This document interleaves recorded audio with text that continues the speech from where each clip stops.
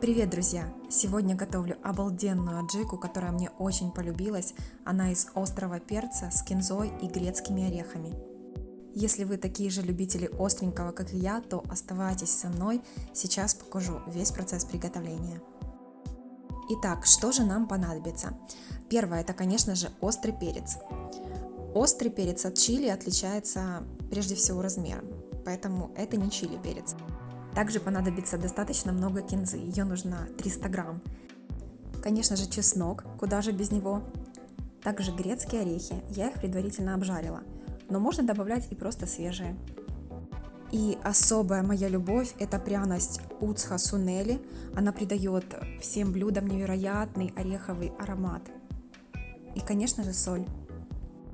Поехали готовить! Кинзу нужно предварительно промыть, высушить и удалить вот эти толстые стебли, которые не нужны совершенно в аджике. Я просто вот так обрываю их, срываю лепесточки, а толстые стебли убираю. Параллельно я также проверяю, чтобы не было никаких гнилых листочков. Это вот очень удобно, когда ты не просто вот так кучкой ножом разрезаешь эти стебли толстые, а руками все перебираешь. А вот и результат тщательного перебирания зелени. А теперь приступаю к работе с перцем. Обязательно надеваю такие перчатки, но как-то я прогадала с размерчиком, и они у меня постоянно сползали. Но это лучше, чем ничего, однозначно. Если вы не оденете перчатки, то вы еще несколько дней будете злым тихим словом вспоминать этот перец.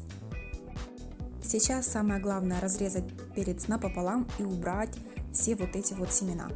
Они не нужны.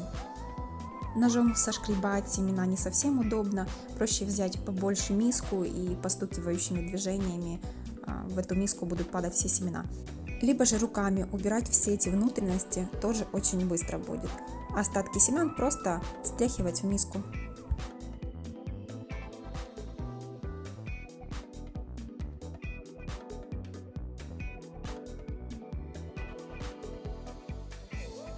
И вот сколько остатков и ненужного вышло с полукилограмма перца.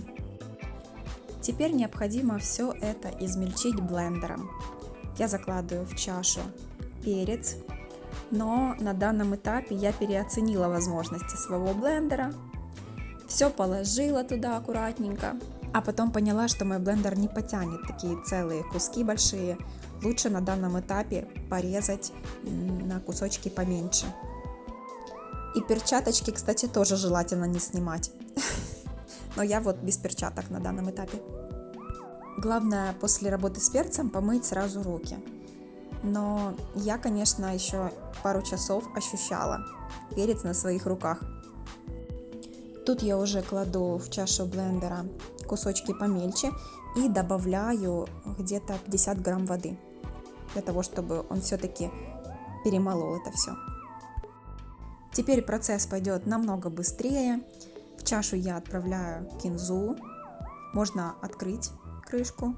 Так будет намного удобнее, как в принципе я и сделала. Периодически я останавливала блендер и помогала ему вот так ложкой. Немного перемешивала и опускала кинзу пониже. Добавляю сразу же орехи и вот так чередую. Орехи, кинза, чеснок и так далее. И отправляю в чашу блендера всю соль.